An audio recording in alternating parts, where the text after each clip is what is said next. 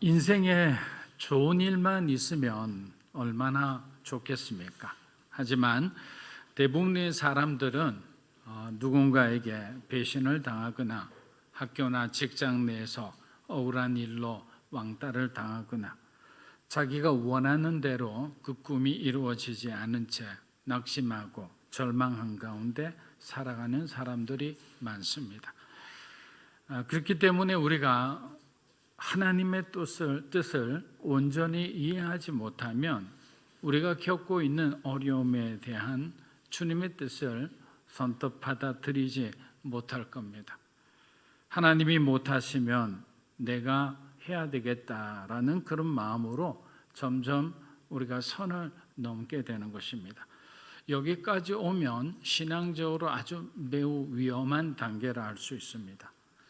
야고보는 이렇듯 경제적으로 당시 불안정하고 어려웠던 이 성도들에게 세상과 타협하지 않고 믿음을 저버리지 않고 직면한 고난을 어떻게 이겨낼 수 있는지, 또 우리가 그 고난 속에서 어떻게 그리스도인으로서 성숙해 나갈 수 있는지에 대해서 오늘 우리에게 말씀해 주고 있습니다.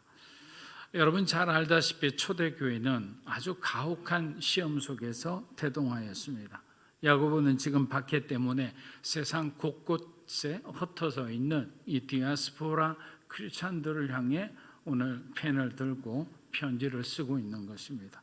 그는 외적으로는 유대 종교 지도자들로부터 시작된 어마어마한 그 핍박과 박해와 또 내적으로는 교회 안에 침투해 들어온 이단과 그리고 거짓 교사들로 인해서 끊임없이 분란이 멈추지 않는 그런 교회 내부 문제에 대해서 성도들이 바른 복음을 가지기를 원했던 겁니다.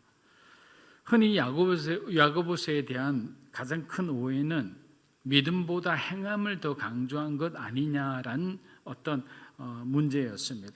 그래서 야고보서는 마르틴 루터가 가장 싫어했던 서신서로도 잘 알려져 있습니다. 그러나 현대 신학자들은 그것은 루터의 오해라고 말합니다. 야고보는 행함을 강조한 것이 아니라 믿음 안에서 성도들의 온전한 삶을 강조했다는 것입니다. 전 여기에 100% 전적으로 동의하고 싶습니다. 믿음이 있지만 온전한 삶이 뒷받침되지 않으면 그 사람을 그리스도인이라고 여러분은 칭할 수 있겠습니까?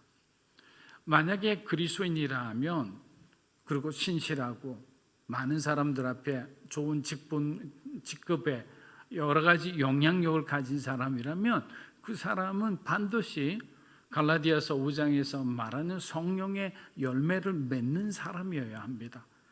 우리의 삶에 우리의 말과 행동에 그런 열매가 맺혀지지도 않는데 우리가 그 사람을 그리스도인이라 아니면 그 사람을 목사, 장로라 이렇게 칭해 줄 수는 없는 거예요. 우리가 그렇게 칭한다 해도 사실 하나님께서 그분들을 어떻게 보고 계실지는 사실 잘 모르겠습니다.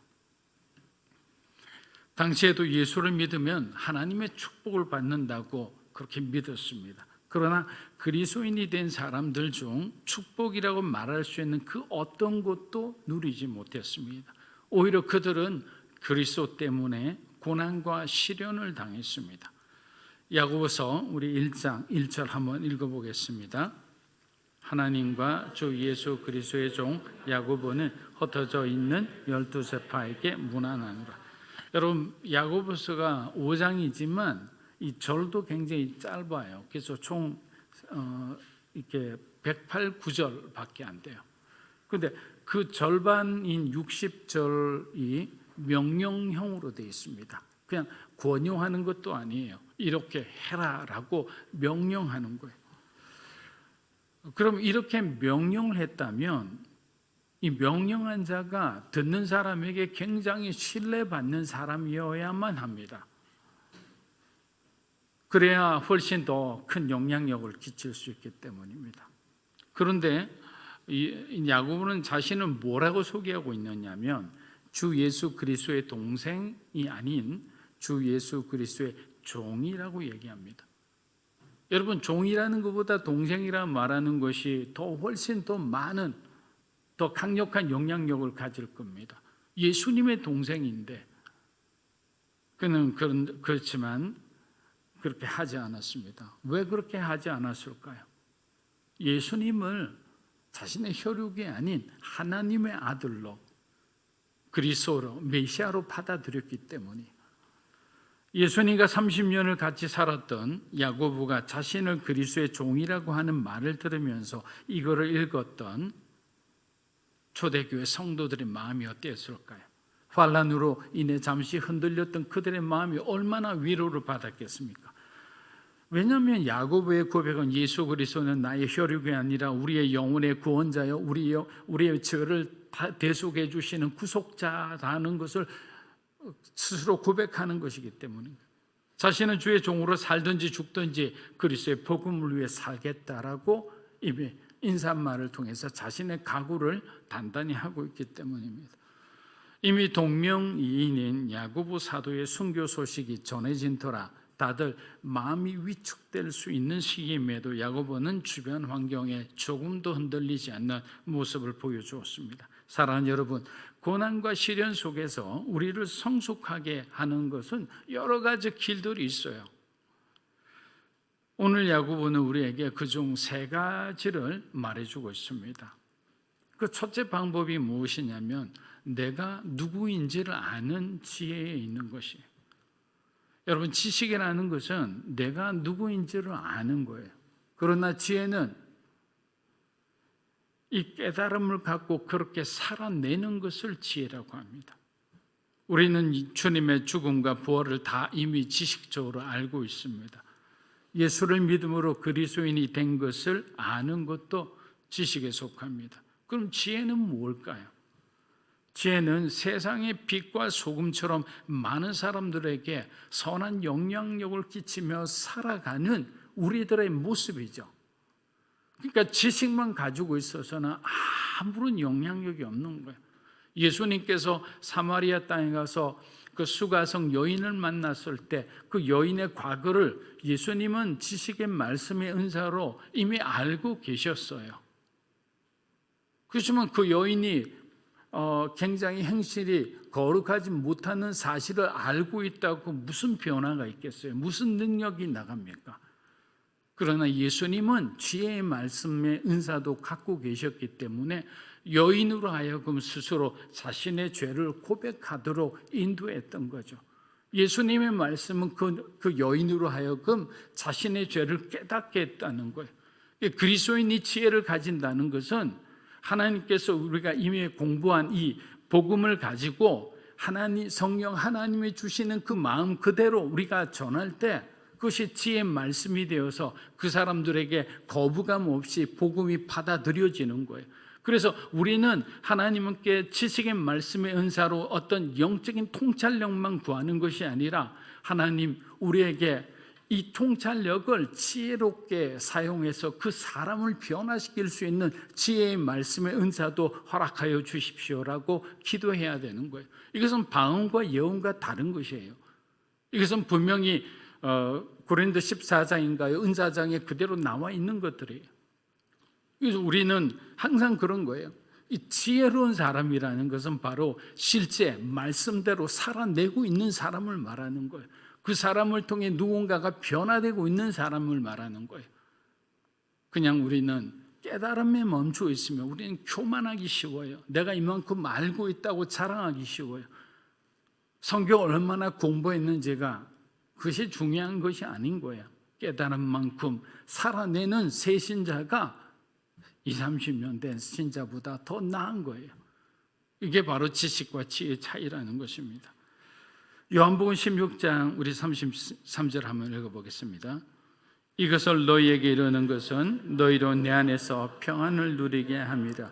세상에서는 너희가 환난을 당하나 담대하라. 내가 세상을 이겼노라. 자, 세상을 이기신 예수 그리스도를 아는 것이 바로 우리가 고난을 극복할 수 있는, 승리할 수 있는 비결이다라는 거죠. 그리스도를 아는 것이에요. 우리가 더 알기 위해서 노력하는 거죠. 그렇게 그리스도를 알면 그리스도 안에 있는 여러분을 발견하게 되는 거예요. 예수 그리스도만 붙들면 안 돼요. 여러분과 그리스도가 하나가 되어야 되는 거예요. 그래서 우리가 세례 받는 거예요. 그래서 우리가 신앙 고백하는 거예요. 야고보서 1장 우리 2절에서 4절 한번 읽어보겠습니다. 내 형제들아 너희가 여러 가지 시험을 당하거든 온전히 기쁘게 여기라. 이는 너희의 믿음의 시련이 인내를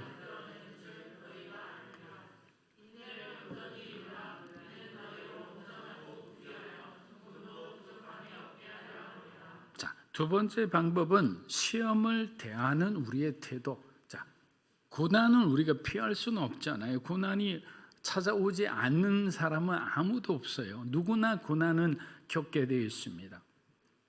정말 다양한 고난을 겪는 사람들도 많이 있어요.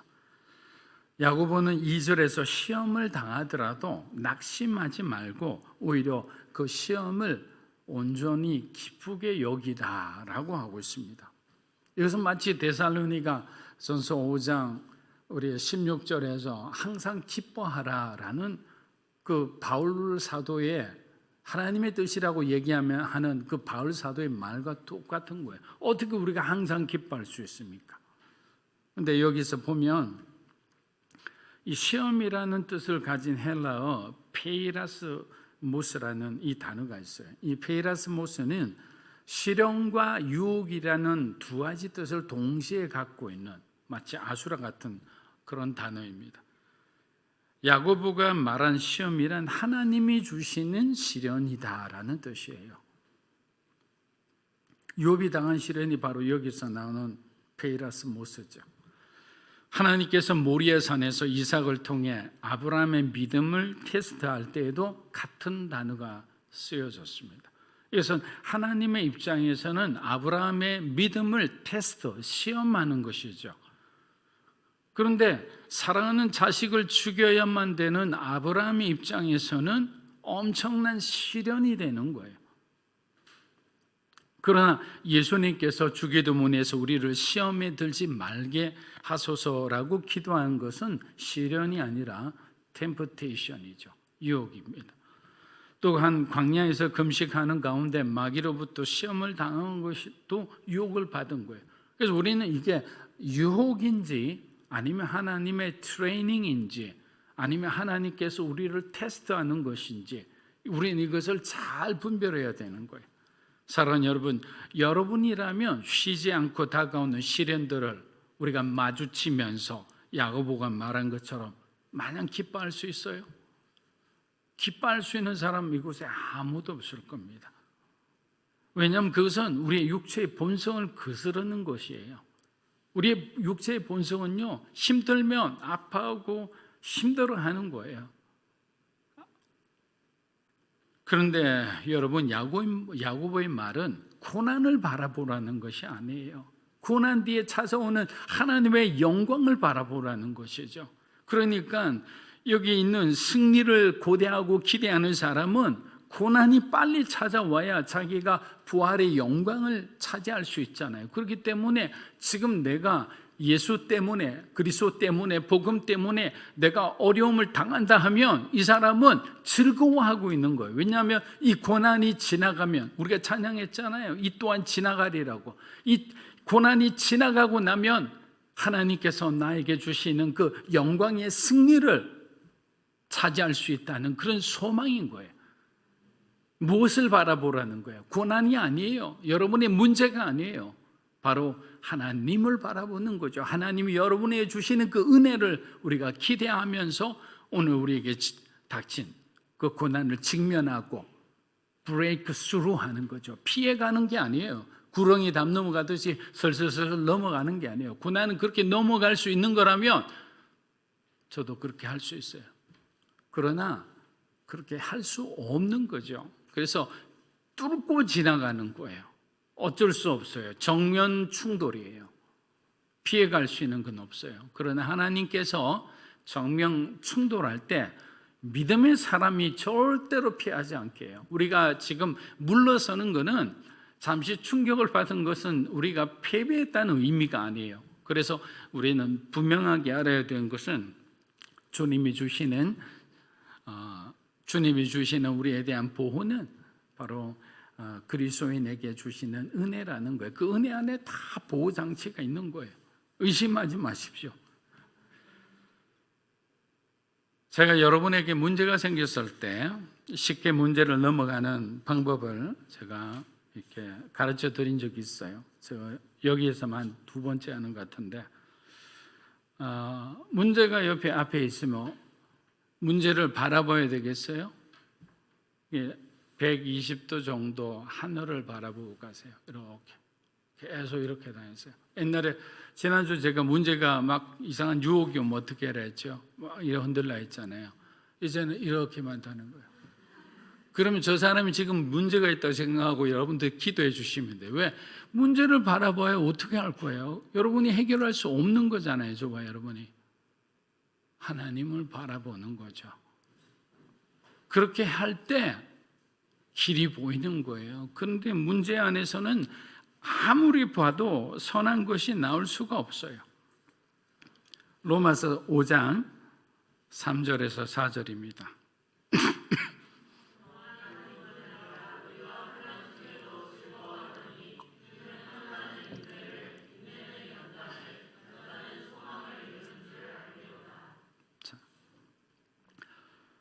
기독교 대박해 시대 때도 이 교도들을 경탄케 한 것은 바로 순교자들이 하나님을 찬미하면서 죽어간 데 있었습니다.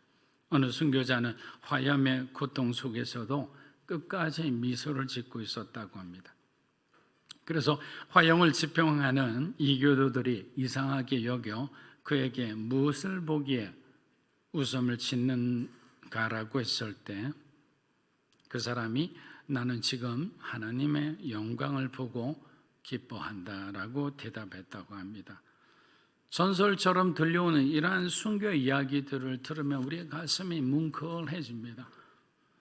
내가 만약에 저 사람의 입장이라면 난 저렇게 담대하게 용감하게 그리고 너무나 아름답게 주님 앞에 우리의 생명을 내어놓을 수 있을까?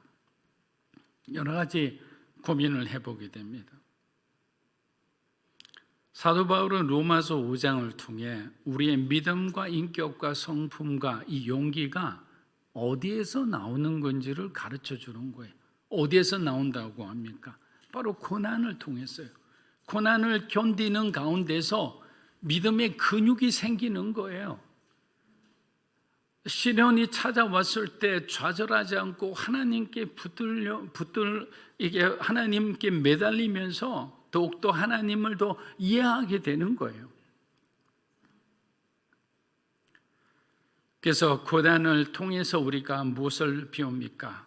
혼자 힘으로 이겨낼 수 없다는 것도 배우고 주님께서 함께 하심으로 이 모든 시련을 이겨낼 수 있음도 알게 되는 거예요. 그래서 고난이라는 건 절대 나쁜 것이 아니에요. 사랑하는 여러분, 인내는 우리의 모든 관심이 하나님께 집중되어 있는 상태라고 말씀드렸습니다. 그럼 여기서 보면 환난은 인내를 이룬다 했습니다. 그럼 환난은 인내를 이룬다는 말은 환난이 찾아오니까 지금까지 세상에 팔렸던 내 모든 정신이 하나님께만 집중하게 된 상태다 이 말이죠. 그래서 견딜 수 있었고 그래서 하나님의 시간이 될 때까지 참고 기다릴 수 있었던 거예요. 왜? 하나님께만 집중하고 있으니까. 다른 것 눈 돌리지 않으니까. 환난 속에서 하나님께 집중된 사람이 결국 할 수 있는 것은 하나님의 성품을 보는 거예요. 그래서 여기서 연단이라고 한 것은 하나님의 우리의 성품을 이야기하는 거예요. 인격과 성품. 환난은 인내를 만들어냈다 했고 인내는 연단을 이룬다고 했는데 바로 여기서 연단이 인격과 성품을 말하는 겁니다. 환난 속에서 하나님께 집중된 사람이 보고 배우는 것은 결국 하나님의 성품밖에는 없다는 거예요. 환난을 통해 하나님은 우리의 성품과 인격을 다듬어 믿음과 용기와 지혜로 충만한 사람이 되게 한 거예요. 그러니까 어떻게 합니까? 다음에는 주를 위해 쓰임받을 준비가 되니까 이 하늘의 소망을 주었다고 합니다. 여러분, 여기서 소망이라는 것은 우리가 세상에 대한 기대를 말하는 게 아니에요. 세상에 대한 기대가 아니라 바로 하나님께서 우리에게 주시는 비전이라는 거죠. 그러니까 우리가 고난이라는 시간을 통해 잘 연단되어서 정말 훌륭한 인격과 성품을 가지니까 하나님께서 우리를 쓰시기에 합당하다고 생각해서 우리에게 그에 맞는 복음의 비전을 그제서야 주신다는 거죠. 그래서 고난이란 과정은 결코 부정적인 것이 아닙니다. 바울이 골로새 교인들에게 간절히 당부한 것은 위의 것을 생각하고 땅의 것을 생각하지 말라입니다. 환난을 통해 거듭난 그리스도인들이 구하는 소망은 거짓과 사욕과 악한 정욕과 탐심 같은 땅의 것이라는 거예요. 이 모든 것이 저와 여러분의 눈에 부정적으로만 비춰지던 우리 인생의 바로 마이너스 부분이에요. 그런데 그 마이너스 인생이 플러스 인생이 된 거예요. 어떻게 된 거예요? 예수를 만나서 그렇게 된 거예요. 저와 여러분의 삶에 예수 그리스도가 들어오니까 우리 인생이 마이너스 인생이 아니라 플러스 인생이 된 거예요. 우리 인생이 180도로 변한 거예요. 하나님이 쓰시기에 합당한 삶으로 우리는 점점 더 성숙해지고 우리 인격은 더욱더 깊어지는 거예요. 그것이 다 뭐냐? 고난이라는 도구를 통해 한 사람 한 사람을 하나님이 깊이 만지시는 거예요. 때로는 포도즙에 우리를 집어넣고 마치 어깨여서 마치 그 안에서 포도의 그 진액을 만들어내는 것처럼 이해할 수 없는 고난, 끝이 없는 고난, 그런 어떤 반복적인 여러분에게 상처가 되고 아픔이 되고 찔림이 되는 걸 주신다고 생각해 보세요. 야고보서 1장 5절입니다. 너희 중에 누구든지 지혜가 부족하거든 모든 사람에게 후히 주시고 꾸짖지 아니하시는 하나님께 구하라. 그리하면 주시리라. 자, 고난 가운데 우리를 성숙케 하는 마지막 셋째 방법은 하나님께 기도하라라는 거예요. 고난 가운데 있는 사람이 뭘 하겠어요? 기도하라라는 거죠. 여러분, 성부 하나님, 성자 예수님, 성령 하나님 아무 이름이나 불러도 지금은 성령 하나님이 여러분을 맞이해 주세요. 두 분은 위에 계시잖아요. 역할을 교대하신 거예요. 근데 이분들 세 분의 공통점은 우리가 기도하는 것을 그렇게 좋아하신다는 거예요. 기도하는 것을 왜 좋아하시느냐? 우리가 우리의 자유의지를 꺾고 하나님을 받아들이기 때문이에요. 우리가 이 일에 대해서 하나님, 우리는 정말 도저히 할 수 없습니다라고 우리가 항복을 선언하고 주님께 도움을 요청하는 것이기 때문이에요. 그리고 이 기도하는 시간을 통해서 하나님은 우리의 마음을 이해하세요. 또 우리는 하나님의 뜻을 깨닫게 되는 거예요. 사랑하는 여러분, 우리는 우리가 부족하다는 것을 깨달을 때 낙심하지 마세요. 그것 때문에 열등감 가질 필요가 없어요. 각 한 사람에게 정말 하나님이 필요한 은사를 주시고 필요한 달란트를 주셨는데 뭘 그렇게 합니까? 천국 가면 다 똑같아지는데. 그래서 야고보는 유한한 인간의 지혜에 기대지 말고 하나님으로부터 오는 지혜를 구하라라고 말씀하신 거예요. 그런데 여러분, 오늘 여러분에게도 이 부분은 좀 단단히 말씀을 좀 드리고 싶어요. 의외로 많은 사람들이요, 자신이 구하지 않아서 받지 못하는 것을 알지 못하고 있는 거예요. 예수님께서도 뭐라고 하셨어요? 구하라, 찾으라, 두드리라는 말씀으로 성도들에게 적극적인 그 신앙생활을 고면하셨잖아요. 그럼 우리도 예수님 말씀대로 구하고 찾고 두드리는 인생을 살아야 되는데 우리는 그냥 하나님이 알아서 다 해주실 줄 그렇게 기다립니다. 여러분, 부흥은 그냥 찾아오는 것이 아니에요. 우리 교회가 부흥하기를 원하죠. 새로운 성전에서 더 많은 성도들과 사역을 하고 또 찬양을 하고 모임을 하고 뭐 그렇게 했으면 좋겠어요. 그런데 부흥이라는 것은 그냥 안 주시는 거예요. 저와 여러분이 하나님을 향해 열심히 기도하고 그렇게 그리스도인으로서 정말 부끄럽지 않는 삶을 살아가야 되는 거예요. 또 함께 예배 드릴 때 모이기에 힘쓰고 또 주를 위해서 하는 일이라면 여러분 정말 여러분의 물질이든 시간이든 건강이든 아낌없이 드릴 수 있는 그런 준비가 된 그런 교회야 하나님 부흥을 주시는 거예요. 목회자의 설교가 좋구나, 뭐 찬양팀이 좋구나, 아니면 뭐 여기에 정말 유력한 사람이 있어서 부흥하는 게 아니에요. 그것은 부흥하는 것처럼 보이지만 그건 부흥이 아니에요. 하나님으로부터 온 게 아니에요. Made from God이야 되잖아요. 근데 made from 인간이면 그게 무슨 소용이 있습니까? 다 허상인데요. 시간이 되면 다 사라지는 건데요. 그러니까 간절한 마음과 절박한 마음이 여러분의 인생에 부흥을 찾아오게 한다고 믿으셔야 되는 거예요. 그렇게 절박하고 간절한 마음으로 자녀를 위해 기도해 보세요. 그렇게 간절한 마음으로 여러분의 진로를 놓고 기도해 보세요. 근데 기도를 하지 않아요. 기도하는 흉내만 내요. 하루 15분 기도해도 사실 잘 안 되잖아요. 분명히 이야기합니다. 구하는 자가 얻을 것이요 찾는 자가 찾을 것이다. 믿음으로 사는 교회 성도 여러분들은 이제 구하는 그리고 찾는 두드리는 자의 복을 누리시기를 주의 이름으로 축복합니다. 여러분, 체면은 인간의 언어가 아니에요. 하나님 관계에서 체면은 필요가 없어요. 왜냐하면 우리 아버지신데 우리 애들이 하는 걸 보면 알아요. 체면이 없어요. 너무나 뻔뻔해요. 그런데 아버지니까 다 받아주는 거예요. 그래서 눈치 보지 말고 있는 거, 필요한 거 다 얘기하세요. 아니면 말씀해 주실 거예요. 요거는 조금 이따 주겠다고. 야고보서 1장 6절에서 8절 보겠습니다. 오직 믿음으로 구하고 조금도 의심하지 말라. 의심하는 자는 마치 바람에 밀려 요동하는 바다 물결 같으니.